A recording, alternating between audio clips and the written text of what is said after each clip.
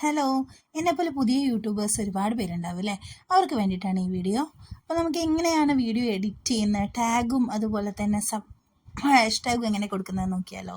അപ്പോൾ നമുക്ക് ഏതാണ് വീഡിയോ വേണ്ടത് അത് YT സ്റ്റുഡിയോയിൽ പോയിട്ട് ആ വീഡിയോ എഡിറ്റ് എന്ന് കൊടുക്കുക. അതിനുശേഷം ഡിസ്ക്രിപ്ഷൻ കൊടുക്കാൻ വേണ്ടിയിട്ട് എന്താണോ നമ്മൾ ടൈറ്റിൽ കൊടുത്ത് അതിനെ കോപ്പി പേസ്റ്റ് ചെയ്ത് ഡിസ്ക്രിപ്ഷനിൽ കൊണ്ടുവന്ന് ഇടുക. അതിനുശേഷം നേരെ നമ്മൾ ഗൂഗിളിൽ പോവുക. ഗൂഗിൾ അല്ലെങ്കിൽ ക്രോം, ഗൂഗിളിൽ പോവുക. ഗൂഗിളിൽ പോയിട്ട് നമ്മൾ സെർച്ച് ചെയ്യണം.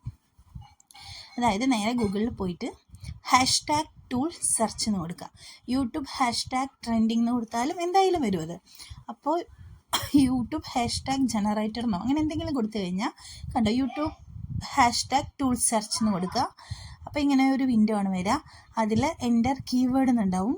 ആ കീവേഡ് നമുക്ക് എന്താണോ വേണ്ടത്, ഇപ്പോൾ ട്രെൻഡിങ് വീഡിയോസ് അല്ലെങ്കിൽ വൈറൽ ഷോർട്സ് അങ്ങനെ എന്തെങ്കിലും, നമ്മൾ എന്ത് വീഡിയോ ആണോ നമ്മൾ ക്രിയേറ്റ് ചെയ്യുന്നത് അതിന് അനുയോജിച്ച എന്തെങ്കിലും ഒരു ഹാഷ്ടാഗ് നമ്മളെ മനസ്സിൽ തോന്നുന്നത് കൊടുക്കുക. അപ്പം ഞാൻ കൊടുത്തിരിക്കുന്നത് മൈ ഇയർ ഓൺ യൂട്യൂബ് 2024 എന്നാണ്. എന്നിട്ട് എല്ലാം കോപ്പി പേസ്റ്റ് ചെയ്യുക, സെലക്ട് ചെയ്യുക, കോപ്പി ചെയ്യുക. അതിനുശേഷം നമ്മൾ നേരെ നമ്മളുടെ വീഡിയോൻ്റെ ഡിസ്ക്രിപ്ഷനിൽ വന്നിട്ട് കോപ്പി പേസ്റ്റ് ചെയ്ത് കൊടുക്കുക. അത്രയേ ഉള്ളൂ.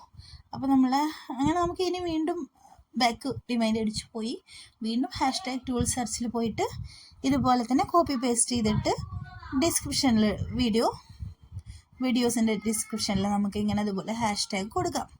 പിന്നെ അതല്ലാതെ തന്നെ നമുക്ക് short videos, hashtag viral shorts, YT shorts, short feeder, അങ്ങനെ എത്ര വേണമെങ്കിലും നിങ്ങൾക്ക് കൊടുക്കാം.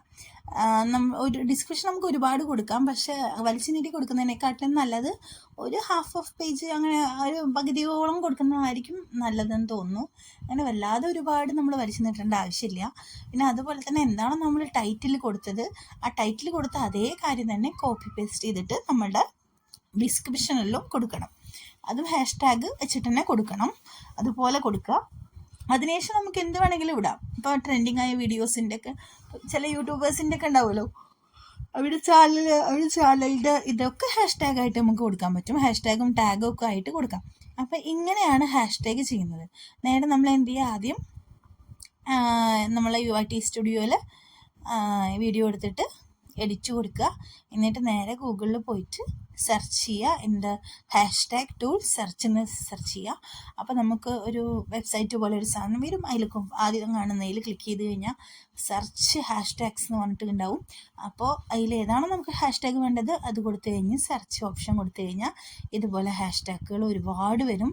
നമുക്ക് പക്ഷേ ലിമിറ്റ് ഉണ്ട്. ഒരു ദിവസം 3-4 ഒക്കെയാണ് ഹാഷ്ടാഗ് ടൂൾ സെർച്ചിൽ വരുള്ളൂ. അപ്പോൾ അത് വേണ്ട. ഇൻസ്റ്റഗ്രാം റീൽസ് ഹാഷ്ടാഗ് എന്ന് കൊടുത്താലും കിട്ടും. അപ്പോൾ ഇതാണ് നമ്മൾ ഹാഷ്ടാഗ് കൊടുക്കുക എങ്ങനെയാണ്. ഇനി അടുത്തായിട്ട് നമുക്ക് വേണ്ട ടാഗ്സ് ആണ്. ടാഗ് കൊടുക്കുക എങ്ങനെയാണെന്ന് നോക്കിത്തരാം.